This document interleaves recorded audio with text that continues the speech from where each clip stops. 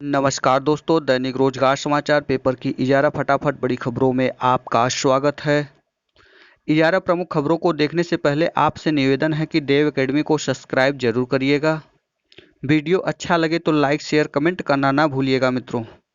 माध्यमिक शिक्षा सेवा चयन बोर्ड उत्तर प्रदेश जल्द ही कुछ नए विषयों का साक्षात्कार कार्यक्रम जारी कर सकता है। इसके लिए बोर्ड की बैठक का इंतजार है। प्रतियोगी प्रशिक्षित स्नातक शिक्षक 2016 के 3 विषयों का कार्यक्रम जारी होने की उम्मीद लगाई है। इस बैठक में भर्ती के नए विज्ञापन पर भी मुहर लग सकती है। प्रदेश के अशासकीय सहायता प्राप्त माध्यमिक कॉलेजों के लिए चयन बोर्ड प्रवक्ता व प्रशिक्षित स्नातक शिक्षक 2016 का चयन कर रहा है। इन दिनों अंग्रेजी व विज्ञान विषय का साक्षात्कार चल रहा है। यह 11 सितंबर को पूरा होना है। उससे पहले ही नए विषयों का कार्यक्रम घोषित होना है।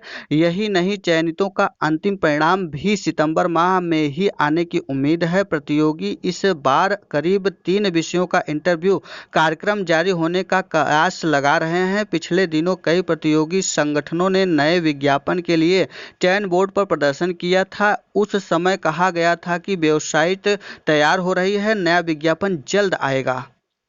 ज्वाइनिंग नहीं दी तो भंग होगी प्रबंधक समितियां। उत्तर प्रदेश माध्यमिक शिक्षा सेवा चयन आयोग की ओर से चयनित अभ्यर्थियों को कार्यभार ग्रहण न कराना प्रबंध समितियों को भारी पड़ सकता है। जिला विद्यालय निरीक्षक ने कार्यभार ग्रहण नहीं कराने वाले विद्यालयों को प्रबंध समितियों को भंग करने को चेतावनी दे दिया है। उत्तर प्रदेश माध्यमिक शिक्षा सेवा चयन बोर्ड ने जिले में 40 सहायक अध्यापकों प्रवक्ताओं को कार्यभार ग्रहण करने के लिए भेजा है। जिला विद्यालय निरीक्षक श्याम किशोर तिवारी ने सहायता प्राप्त विद्यालयों को पत्र लिखकर चयनित अभ्यर्थियों को कार्यभार ग्रहण कराने का निर्देश दिया था। बावजूद इसके मात्र 8 अभ्यर्थियों को ही सहायता प्राप्त माध्यमिक विद्यालयों के ने ज्वाइनिंग कराई है। बाकी 32 अभ्यर्थी विद्यालय प्रबंधक समितियों के चक्कर लगा रहे हैं। जिला विद्यालय निरीक्षक ने बताया कि प्रबंधकों की ओर से अब तक 32 अभ्यर्थियों को कार्यभार ग्रहण नहीं कराया गया है। समय अवधि के अंदर आदेश का अनुपालन न करने वाले सहायता प्राप्त विद्यालयों की प्रबंध समितियों के भंग किए जाने की कार्रवाई की जाएगी। जो प्रबंध शिक्षकों को कार्यभार ग्रहण नहीं करा रहे हैं या कोई बहाना बनाकर प्रकरण को उलझाना चाहते हैं, वे 2 दिन के अंदर कार्यभार ग्रहण करा दें, अन्यथा उनके विरुद्ध हुई कार्रवाई के लिए वे स्वयं जिम्मेदार होंगे। प्रबंध समितियां भंग कराने के बाद शिक्षकों को डीआईओएस कार्यालय में कार्यभार ग्रहण करा दिया जाएगा। कंप्यूटर सहायक उत्तर प्रदेश लोक सेवा आयोग परीक्षा 2019 प्रयागराज और लखनऊ के विभिन्न केंद्रों में 23 अगस्त को आयोजित की जाएगी। परीक्षा रविवार दोपहर 12 बजे से 1:30 बजे की पाली में आयोजित की जाएगी। संपूर्णानंद संस्कृत विश्वविद्यालय में नौकरी दिलाने के नाम पर युवाओं को ठगने का मामला सामने आया है। इस मामले में विश्वविद्यालय प्रशासन की ओर से चेतगंज थाने में तहरीर दी गई है। प्रकरण कुछ दिन पहले का है। अनुमान है कि इसमें हजारों रुपए की वसूली की गई है। प्रॉक्टर आशुतोष मिश्रा के मुताबिक कुछ दिनों पहले एक युवक नियुक्ति पत्र लेकर विश्वविद्यालय में लिपिक पद पर ज्वाइनिंग कराने पहुंचा था। युवक की बात सुनकर यह समझ में आया कि उसके साथ किसी ने धोखाधड़ी की है। युवक ने जो कागजात दिखाए वह सरासर फर्जी थे। विश्वविद्यालय की ओर से इस समय किसी प्रकार का कोई नियुक्ति पत्र नहीं जारी किया गया है। किसी जालसाज ने फर्जी नियुक्ति पत्र थमा दिया। युवक से पूछताछ करने पर यह बात सामने आई कि सिर्फ उसे ही नहीं बल्कि 22 से 23 ऐसे लोग हैं जिन्हें यह नियुक्ति पत्र दिया गया है। इसमें किसी को चपरासी का तो किसी को लिपिक का। युवक को पूरी बात समझाई गई तो वह चला गया। प्रॉक्टर ने बताया कि अन्य लोग जालसाजी के शिकार न हो इसलिए इसकी सूचना पुलिस में भी दी गई है। जिले में संचालित 20 कस्तूरबा गांधी आवासीय बालिका विद्यालय में नियुक्त शिक्षकों और कर्मचारियों के शैक्षिक अभिलेखों की जांच अनामिका प्रकरण सामने आने के बाद से ही चल रहा है। 2 शिक्षिकाएं समय सीमा समाप्त होने के बाद भी मूल अभिलेखों के साथ सत्यापन के लिए नहीं आई। इससे वह संदेह के घेरे में है। शंकरगढ़ ब्लॉक में इस शिक्षिकाओं की तैनाती है। जनपद के सभी 20 विकास खंड में एक कस्तूरबा गांधी आवासीय बालिका विद्यालय है। इनमें कुल 238 शिक्षक व कर्मचारी तैनात हैं। प्रोफेसर राजेंद्र सिंह रज्जू भैया विश्वविद्यालय में स्नातक अंतिम वर्ष, प्रास्नातक और प्रोफेशनल पाठ्यक्रम के अंतिम सेमेस्टर की परीक्षा कराने की तैयारी शुरू है। स्नातक अंतिम वर्ष की परीक्षा 18 सितंबर व सेमेस्टर परीक्षा 11 अक्टूबर से कराने की तैयारी है। परीक्षा समिति में मंजूरी मिलने के बाद परीक्षा का विस्तृत कार्यक्रम जारी हो गया है। इसके साथ ही प्रथम द्वितीय वर्ष के छात्रों को प्रोन्नत करने का फार्मूला भी तय कर लिया गया है। कार्यवाहक परीक्षा नियंत्रक प्रभास द्विवेदी ने बताया कि स्नातक अंतिम वर्ष एवं प्रास्नातक अंतिम सेमेस्टर की परीक्षा कराने की प्रारूप तैयार कर लिया गया है। यूजी की 18 सितंबर से और सेमेस्टर परीक्षा 11 नवंबर से कराने की तैयारी है। कुलपति एवं परीक्षा समिति से मंजूरी मिलने के बाद विस्तृत परीक्षा कार्यक्रम जारी किया जाएगा। देवघाट के दामूपुर में बनेगा राष्ट्रीय विधि विश्वविद्यालय। 10 एकड़ से अधिक जमीन पर तैनात की जाएगी इमारत। हाई कोर्ट के शहर प्रयागराज में जल्द ही राष्ट्रीय विधि विश्वविद्यालय बनकर तैयार होगा। लखनऊ में विधेयक पास होने के बाद जिले में इसकी तैयारी तेज हो गई है। नया राष्ट्रीय विधि विश्वविद्यालय झलवा के आगे देवघाट दामूपुर में बनाया जाएगा। इसके लिए 4 महीने पहले ही जमीन देखकर प्रशासन की ओर से शासन को प्रस्ताव भेजा गया था।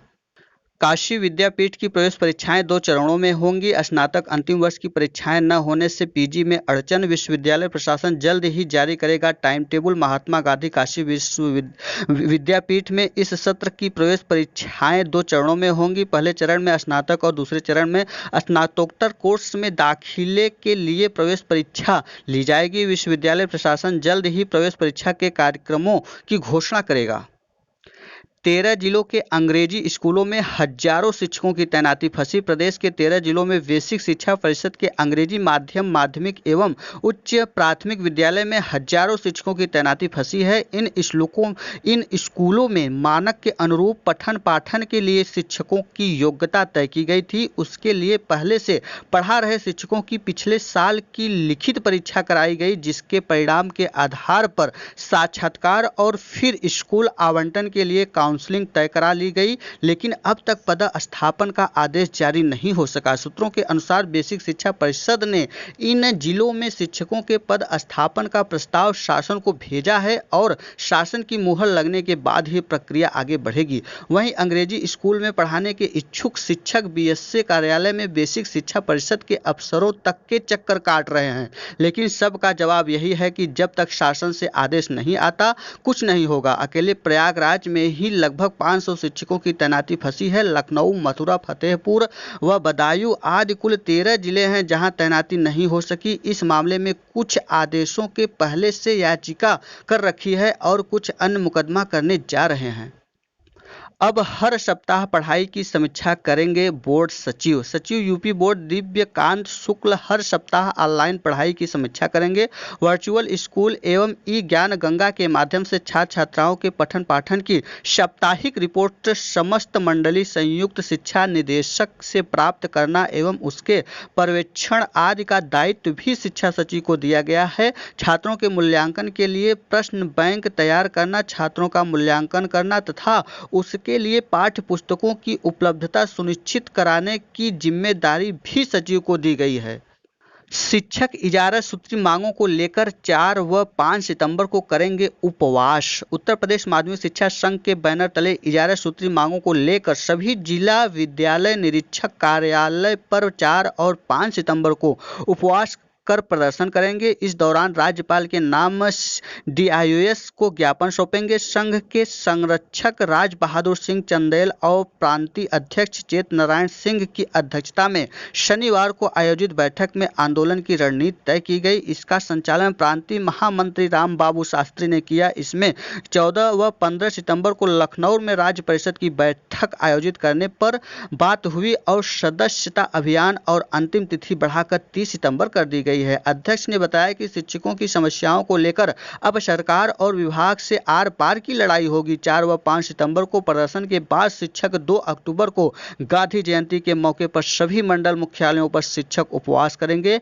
इसके बाद 2 और 9 नवंबर तक माध्यमिक शिक्षा निदेशक के कार्यालय पर प्राथमिक अनशन किया जाएगा। 10 नवंबर को राज्यपाल से मुलाकात कर ज्ञापन सौंपा जाएगा। बैठक में प्रदेश के सभी मंडलों के पदाधिकारी, विधान परिषद चुनाव के प्रत्याशी व उपाध्यक्ष जगदीश व्यास भी मौजूद थे। सरकारी जांच में पॉजिटिव, प्राइवेट की report negative. High court bar association के महासचिव सरकारी लैब की जांच में कोरोना पॉजिटिव पाए गए हैं। दूसरे दिन प्राइवेट लैब से जांच कराई तो रिपोर्ट निगेटिव आई। इस प्रकरण के बाद अब लोग सरकारी लैब की जांच रिपोर्ट पर सवाल उठाने लगे हैं। हालांकि नोएडा अधिकारी इसे सामान्य बता रहे हैं। ये था आज का दैनिक रोजगार समाचार पेपर की इजारा फटाफट बड़ी खबरें। वीडियो अच्छा लगा हो तो देव एकेडमी को सब्सक्राइब, लाइक, शेयर, कमेंट करना ना भूलिएगा दोस्तों। वीडियो में अंत तक बने रहने के लिए बहुत बहुत धन्यवाद। फिर मिलते हैं एक नई सूचना के साथ, तब तक के लिए नमस्कार।